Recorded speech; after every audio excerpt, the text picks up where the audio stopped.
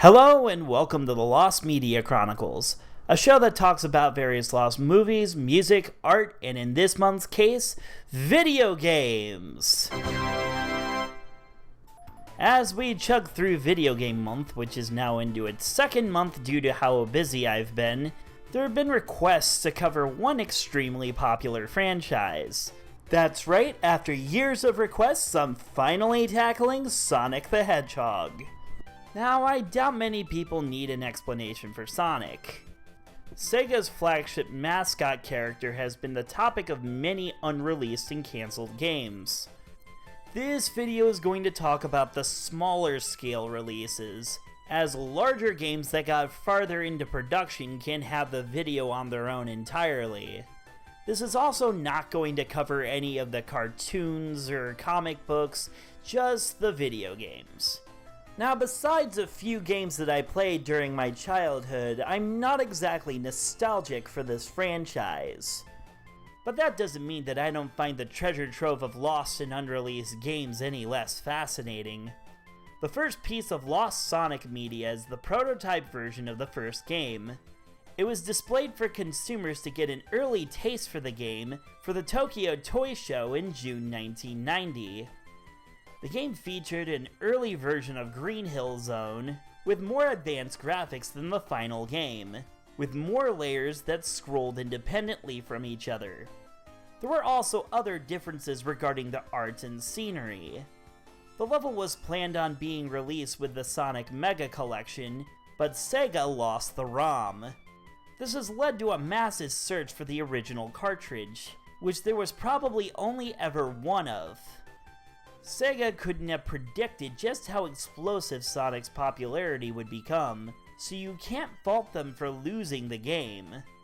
It's probably the most significant piece of lost Sonic media, and it's one of the few items from the franchise that is historically important. With the explosion of Sonic's popularity, plans were made to port the game to other platforms. Part of these plans were to create a port for the Commodore Amiga. These ports were cancelled likely due to disagreements. They had new level designs and elements judging from the two screenshots that have leaked. Tons of fan recreations and fakes have popped up, but not the original ports. Along with the ports came the spin-offs. One lost example was Sister Sonic.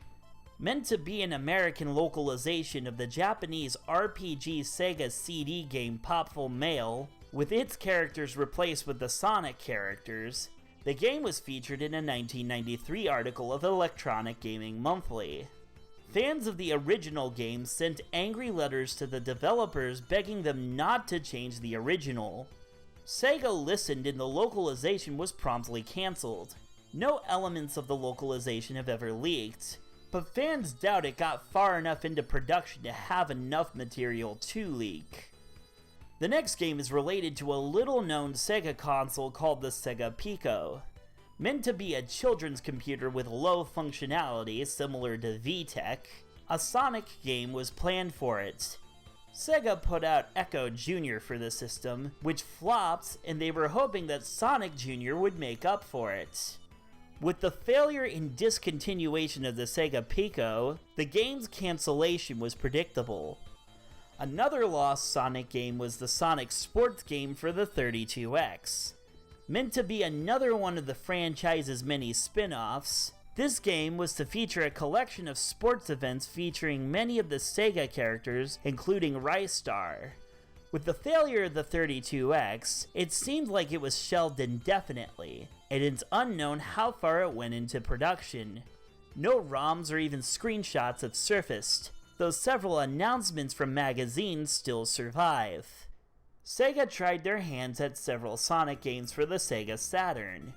There is one game that got cancelled pretty early in production called Sonic Saturn. Judging from surviving screenshots, this game was meant to have more realistic environments and levels. There was even a Sonic Pool minigame that got pretty far into production involving collecting Chaos Emeralds. The poor performance of the Saturn is likely what led to this game's shelving. No ROMs have leaked, but tons of screenshots survive. Next, we have the Sonic Adventure New Year's DLC released on the Sega Dreamcast. Part of what made the Dreamcast so great was its online capabilities. This allowed some of the first major examples of DLC. Sonic Adventure had a promotional event for New Year's 1998 that allowed for Japanese players to have access to exclusive levels for a few days. Available from December 26, 1998 to January 7, 1999, with a patch released on the 28th due to a glitch, this content took up 66 blocks of memory. The Sega Dreamcast wasn't released until months later in 1999, so Americans never got their hands on these levels. Its rarity basically boils down to it only being existent on Japanese versions of the game, and very few homes had internet capabilities to download the full levels. Add to that the limited amount of time that these levels were available, and you have people digging through old Japanese Dreamcast memory cards, hoping they'll bump into the contents. Sonic Adventure ended up getting downloadable content again for New Year's Eve 1999 to 2000. This content can easily be found on YouTube, and that's part of the footage that you're seeing here. There's also lost Sonic content for the Nintendo DS. Upon the release of the DS, Sega was planning for a game for the system. At E3 2004, they unveiled a tech demo that featured the Hedgehog in a platformer where the faster the stylus was moved against the screen, the faster Sonic ran. Whatever game this demo was supposed to be never materialized, and the demo itself faded into obscurity, with no ROM surfacing online aside from a couple of fakes. Sonic wouldn't get his first appearance on the DS until Sonic Rush. It's not only console Sonic games that have lost content. There was a Sonic at the Olympic Games iOS game released in 2010. Only available for a few days, this game was pulled from the iOS store for unknown reasons. The game is now inaccessible, but several screenshots were captured and have leaked, as well as some gameplay footage. No modded versions of the game are commonly available, though a few fans have made an attempt. Plenty is known about the gameplay, characters, and the various mini-games featured, but the game itself remains elusive. Speaking of iOS, there were several Sonic games that were released for the service, including plans for Sonic 3 and Knuckles. Christian Whitehead, whose work successfully implemented other Sonic games onto the iOS, was hired to create this one. However, legal issues arose when Brad Buxter refused to let him use his musical compositions for the game. Aside from a screenshot from Whitehead's proof of concept video, which has also vanished, this port has never leaked. However, there have been several homebrewers that have been able to create a port themselves. Now, there's tons more Sonic material that could be talked about, but I think that'll do it for this video. These games are considered important due to Sonic's massive popularity and influence. Fans don't like hearing about the failed projects, and not being able to at least test them out themselves is an insult. Maybe someday some of these games will surface, but until then they remain more interesting cases of lost media. If you like what you saw here, be sure to like, subscribe, and comment on the video. Also, be sure to ring the little bell button so that way you know when I'm posting new content.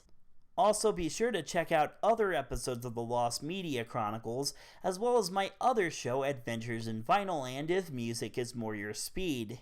As always, thanks for watching. Tell me why.